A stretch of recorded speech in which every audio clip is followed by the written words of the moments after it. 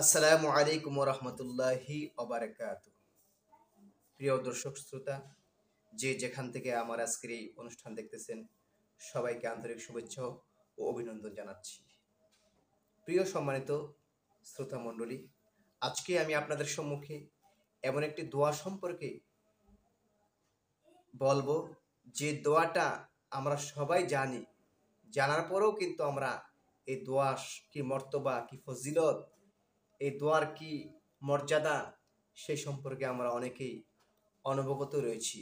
যার কারণে আজকে আমি আপনাদেরকে এই দোয়ার ফজিলত ও মর্তবা, গুরুত্ব সম্পর্কে আপনাদের সম্মুখে তুলে ধরব।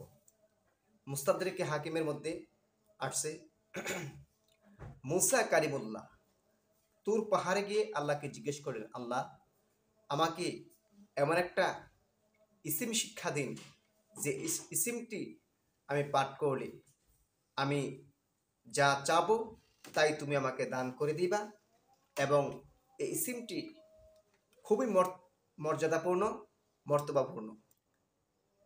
মুসা ইসলামকে আল্লাহ পাক রব্বুল আলামিন জানিয়ে দিলেন, হে মুসা, তুমি পড়ো লা ইলাহা ইল্লাল্লাহ।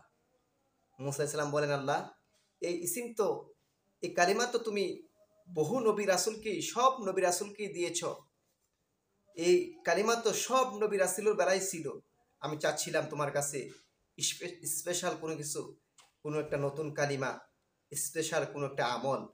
আল্লাহ রাব্বুল আলামিন মুসা কালিমুল্লাহকে জানিয়ে দিলেন, মুসা, সাত আসমান সাত জমিন যদি এক পালা রেখে দেওয়া হয়, আর আমার লা ইলাহা ইল্লাল্লাহ যদি আরেক পালা রেখে দেওয়া হয়, সাত আসমান সাত জমিনের চাইতে লা ইলাহা ইল্লাল্লাহর পাল্লা, ওজন, ওয়েট ভারী হয়ে যাবে। সুতরাং লা ইলাহা ইল্লাল্লাহ অত্যন্ত গুরুত্বপূর্ণ একটি কালিমা। আমরা এই কালিমাটা সবাই জানি।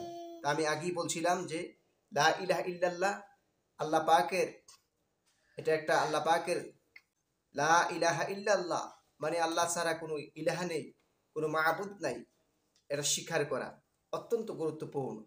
এই এই জিকিরটা যদি আমরা সর্বদা করি, তাহলে আল্লাহ রাব্বুল আলামিন আমাদেরকে সমস্ত বিপদ আপদ বালা মুসিবত থেকে বাঁচাই দিবেন।